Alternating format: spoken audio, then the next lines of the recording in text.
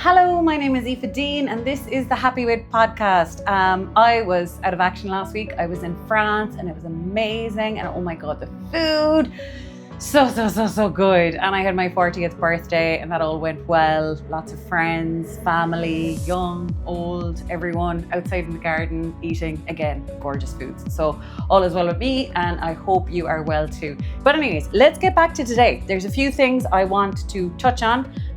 Like I was thinking, I get my clients right to fill a food diary, and when we're on calls, we chat about the last few days. And the reasons we do that is because it's our micro actions and our micro reactions. So if we have developed a weight problem, if we currently are in a weight problem, the way we have been acting and reacting to little things has got us here. So, you can't solve a problem from the same level of consciousness that created it. We have to change how we act and react in all these teeny tiny ways in order to jump onto the other team now. Jump onto the team of people who do not have eating and weight issues because they think and react very, very differently. So when I'm working with clients, I feel like I'm holding a mirror up to those behaviors and showing my clients how that could never lead to a healthy weight. So one of them, I just saw a client. I'm mad about this client. She's so lovely. And I've been away, like I haven't seen her in 2 weeks or whatever. And she's had a shaky time in those 2 weeks. And she came into me and she was feeling a lot of heaviness, a lot of fear and a lot of doubt. And I suppose the most basic thing is with fat and extra weight is it is a representation of the fear we're feeling. Like I think it's Louise Hay and, it's that kind of analogy anyway, that we gain weight because it's a cushion against this harsh world. Like we feel so much fear or doubt or negativity or whatever. We're picking up on things and fat is our cushion against us and against that. And I suppose obviously how that happens is comfort eating, emotional eating or whatever. I'm not just saying like it's like magic or whatever. But anyways, this girl was feeling all of those emotions and naturally then she had overeaten this morning. She had overeaten last night. She had overeaten the last few days. What she was tempted to do, which is what a lot of us do, she was feeling fear, doubt, heaviness. So the natural thing in disordered eating then is she was like, if I could just get one good day behind me, if I could just cut out sugar, if I could just not binge tonight, if I could just whatever. So she was kind of looking at the nutrition and the actions. But the thing is, your vibe creates your choices. So I had to remind her of all these other times where she's been in a good place, she's been hopeful, she's been feeling well, she's been maybe doing her affirmations, she's been feeling light, she's been feeling positive.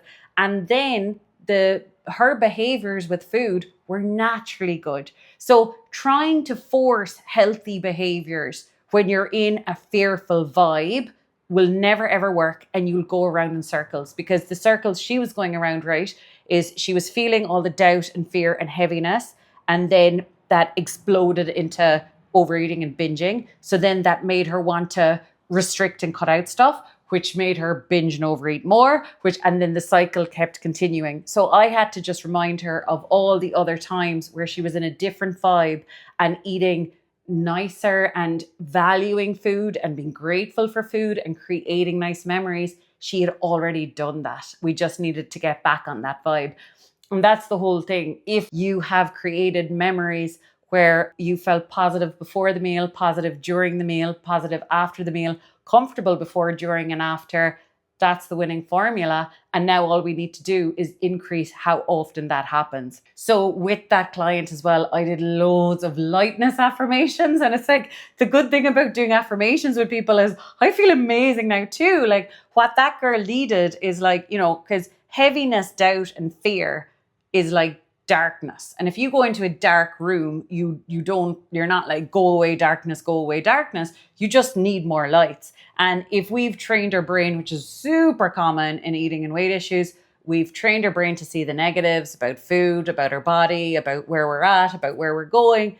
We haven't really trained the lighter side of things. We haven't trained hope. We haven't trained joy, gratitude, etc. So I did that with her. I did lots of affirmations about, I love lightness in my body. I love lightness in my mind. I just also got her to say the words light, light, light, and lightness. And I brought her back up to that light place, because from there, she can, she can act really well, actually. So I hope you think of that now the next time that you go down into a funk and you start kind of thinking, what can I do with my nutrition?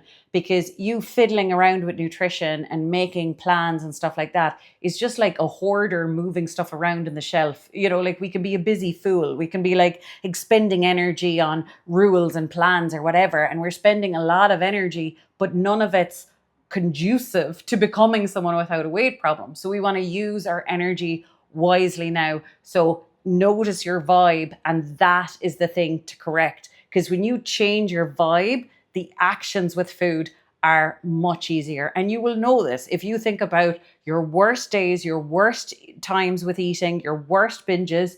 You know the kind of mood you were in, you know the kind of things that you were telling yourself. And then you can maybe think of times that your eating was slightly better, you were in a slightly different place or a better place.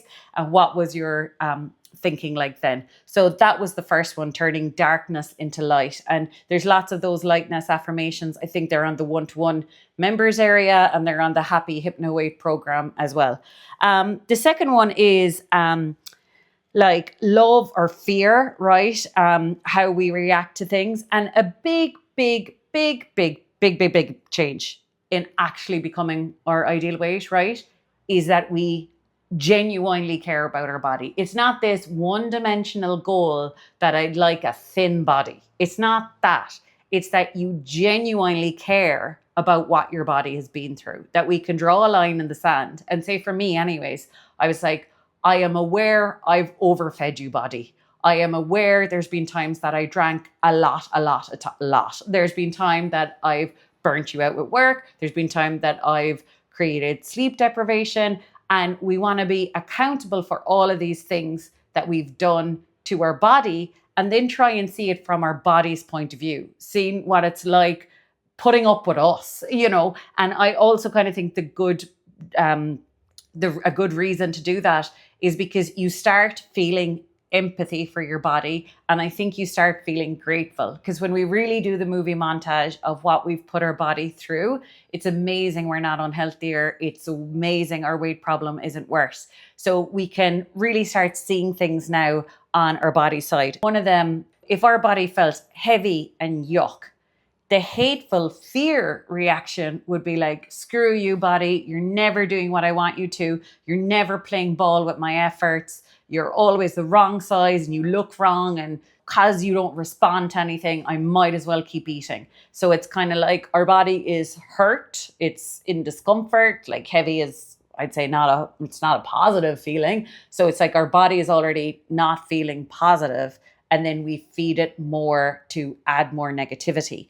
And this is where, like, in a way, I think we have to be quite strict and harsh with ourselves. It's like, stop making it about you. There is a body here that is being hurt in the process. Like, actually, that's what I said to one of my clients today. It's like, it's 20 years now, her body has been really put through it. Like she, developed like anorexia and stuff at 11. And, it's like, now enough is enough. This isn't about you and your emotions and your guilt and your right and wrong and you're good or bad and you're on the wagon, off the wagon. Stop all of that. This is about your poor body and what it's been experiencing. So if we're moving teams now to the body where we genuinely care about our body, well, then when we wake up heavy, we're like, oh, geez, God love you. What happened there? What did I do to cause this? And I had a bit of that this week. And it's so funny, right? Because I work in this every day. But like, in some ways, it doesn't protect me from the mad thoughts at all. Because I was over in France and I was feeling a bit like, blah. And, my mind went then like, well, Aoife, sure, this is 40. Maybe this is it. This is the metabolism dropping. This is the hormones, etc. And then I was like, and if it wasn't that, what could it be? And like I explained to you in another episode recently, I had a lot of procrastination about doing gardening and tidying and all that boring housework. I had a lot of procrastination. There was 2 days minimum, maybe 3 or 4 actually, where there was excess eating, coming from comfort eating, coming from procrastinating on boring jobs. So also in that time, I wasn't going to the gym. I wasn't doing my usual walks. So it's like, if I'm not to blame my age, if I'm not to blame my hormones. Maybe it's that I hadn't darkened the door of exercise for 2 weeks. Maybe it's that there was some times that I was like actually comfort eating. It was not for the benefit of my belly. It was not for the benefit of my body. It was actually just trying to medicate my bad mood. Do you know what I mean? So it's just great to take that accountability. So anyways, and that's without blame. So then I was kind of like, geez, sorry about that, body. I see you're feeling heavy. I'd like to help you feel light again. So coming from a place of hate is like, screw you, body. Why do you do this? Why do you give me these bad feelings? Why won't you play ball with weight loss? And love is like, geez, sorry, body. Sorry about that. Sorry, I caused this heavy feeling. What can I do to relieve it? How can I make you feel better today? So it's like, do I need to drink some water or some peppermint tea or whatever it might be? Another one is, so I had a client there, and she's doing amazing, right? And then on Sunday night, I think she kind of was back at the table with her family after a big day out, and she kind of mindlessly ate a packet of biscuits. And again, there was the emotional fallout from that. And then I explained to her that like, we never need perfection. And there's so many reasons why that could have happened. First of all, what I learned from my own journey is that sometimes if you binge on something, it's just a signpost that the amount you've been having in the last week or two was unnaturally low amount. So maybe her diet actually, from a pleasure point of view, needed more biscuits. Maybe she was low on biscuits and she had to catch up on biscuits. So I would play around with that idea of, how could she have an amount of biscuits in the week so that there would never be a time where she feels she needs to catch up on loads of them. Another thing it could be is the fact that processed foods, a lot of money has gone into the marketing of them, the design of them, what they do to our brain, what do they do to our taste buds, etc. So I just think we have to admit defeat sometimes, that with processed foods, it's always going to be a case of you win some, you lose some. You are not going to be able to get away with consciously eating processed foods 100% of the time. It's not possible. There's going to be some times where it slips through the net. So the hateful reaction to that would be, I'm so useless. I'll never lose weight. Back to my old tricks, back to my old habits, like really making it all down to zero, back to square one kind of a vibe.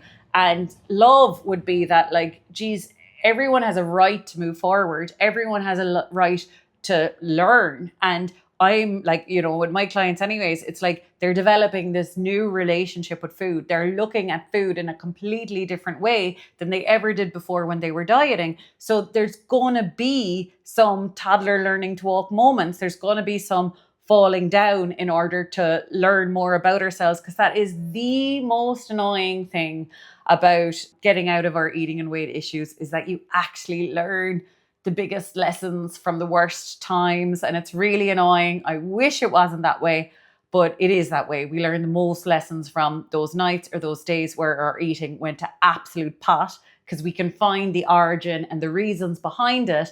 And then that will help us for the future as well. And another thing with that, right, is I suppose, again, we have to stop making it about us and our ego and our failure and whatever, right? Because there's a body here to be helped. So I kind of think when we're giving out to ourselves, when we're kind of saying yesterday was bad, last night wasn't good enough, it's like, is that helping your blood glucose levels? Is that helping your muscle mass? Is that helping your hydration status, your sleep, your cortisol levels? Like, we really need to get out of our mind and always be working on behalf of our body. And I remember thinking about this in my own kitchen, right? Because I remember that, like, I had really done some eating I was not happy with at all. So it was very easy for me to go back to the story that I'll never lose weight. It will never happen for me. Who am I kidding? Back to square one, blah, blah, blah, blah. It's very easy for me to do that. And then I kind of asked myself, I kind of reminded myself that there are slim people out there who ate the same as I did last night, and they're not having this reaction. So for every day I have a reaction like this, I am becoming less and less and less like a slim person. Or another thing I used to think about is there's an Aoife in a parallel universe who could just lighten the load and be like, shit happens, it's done, that was last night, anyway, onwards. and she is going to lose weight way quicker than me. She is going to be at her ideal weight way quicker than me. So for every time we hold on to the fight and we hold on to the emotion, we are delaying the day we will finally be at our ideal weight, which is not worth it. So yeah, I hope today's episode helped. If you haven't already, please like and subscribe, and thank you so much for being here. Mwah.